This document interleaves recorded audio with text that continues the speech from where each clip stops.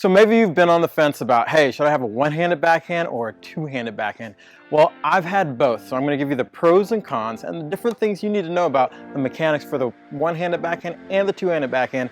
And I'm going to share with you what I would do if I had the chance to do it all over again.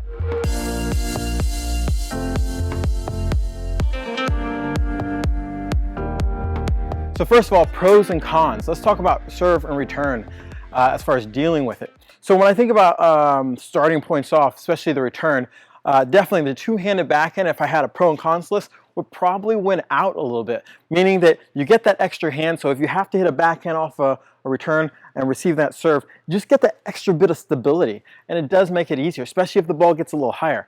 Now, it took me probably the longest time to transition from going from my two-handed backhand to my one-handed backhand to get a hang for the one-handed backhand return. It's probably, I feel like, one of the hardest shots, just because you don't have this extra hand that maybe if you do time it a little different or off, that you can use it to kind of assist. With the one-handed backhand, you got to be on.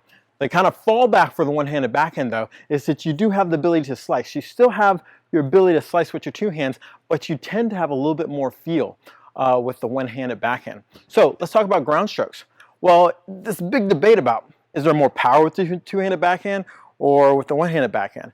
And for me, I would like to say that's probably an even playing field. If you've seen like Djokovic with a great two-handed backhand that he can change directions, or you've seen like Team, I mean, his one-handed backhand is legit. And so as far as like a power scale of, you know, what's going to be more powerful or less powerful, I would say it's probably about the same. Now, here's the difference. When it comes to those kind of off shots where you have to hit a slice, I would give the advantage to the one-handed backhands. Whenever you have to, I feel like, use this arm a lot more by itself, it tends to develop more skill. So a lot of two-handed backhands can slice, but their slice generally isn't as good, and they generally don't like the change of pace as much as a one-hander. If I get a slice, I can either slice it back or I might hit a topspin. As a two-hander, it was always like, I'm going to slice it back. It was just kind of like, okay, I just want to get the ball back. But if someone sliced the ball to me, sometimes that timing would play a little havoc with my two-handed backhand. So again, power the same, but a little bit of more versatility with the one-handed backhand. Now, there is this other conversation in the background about volleys. So it's like, does the one-handed backhand improve your volleys? I think it kind of does, just because you spend more time working with this arm, so it has a little bit more skill developed. Now, can a two-handed backhand player have great volleys? Yes, if you work at them, it will come, just like anything. But I will give a slight edge to, you're going to probably experience having a little bit better volleys if you have a one-handed backhand, just because you tend to do more work with the continental grip, where in a two-handed backhand, unless you're going to slice, So let's talk about the mechanics, the mechanical differences of the two-handed backhand and the one-handed backhand. Well, one of the biggest mechanical differences is on the run. That's why you see certain shots, like you see Roger Federer or Team on the run with the one-handed backhand. Boom! The nice thing about the one-handed backhand, it doesn't depend on your hips having to fully rotate into the shot. You see some players like Team, Stan, they use their hips a lot for a one-handed backhand, but they never have to completely rotate. So what this means is, when you're on the run and your body's in a bad position, you can still hit a great shot without having to rotate. The two-handed backhand depends on rotation, meaning that once you're set up here, you want to rotate your hips into the shot. And so to have a really strong two-handed backhand, to have a really strong shot, you want to align your body to rotate. A lot of options that two-handed backhand players use sometimes is having an open stance that allow their hips to rotate.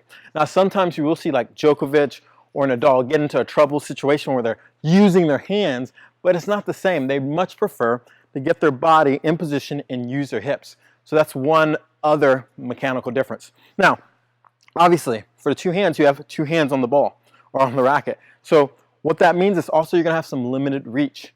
So you're going to have to really work on using your feet to get in really good position, because when stretched with two hands, you're just limited. Whereas one hand, if I'm stretched, I still have room and I still have the option to pull off certain shots. For instance, if the ball's really low, it's a lot easier to take my one-handed backhand and brush up on it. If the ball's really low on a two-handed backhand, well, you better be in really good position, because if you have to stretch, it's going to break down your shots.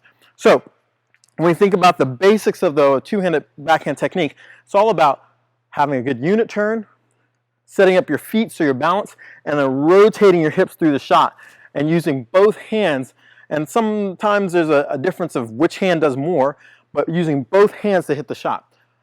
Big technical points for the one-handed backhand. The same as a unit turn, still setting up your feet. But from here, we're going to open up our hips slightly, not completely, to kind of start this chain reaction of pulling my hips, pulling the racket into the ball.